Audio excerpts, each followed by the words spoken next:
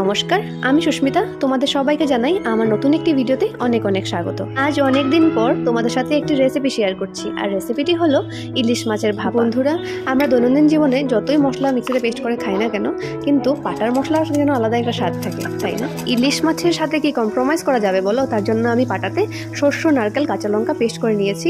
তারপর গামলাতে পেস্ট করা মশলাটা দিয়ে তার মধ্যে একটু কাঁচা সর্ষের তেল, হলুদ গুঁড়ো, নুন দিয়ে বাস মিক্স করে নিয়েছি। তারপর মাছগুলোর মধ্যে একটু নুন আর হলুদ দিয়ে মেখে রেখে দেবো। এবার মাছের মশলাগুলোর মধ্যে মাছগুলো দিয়ে সুন্দর করে মিক্স করে নেব।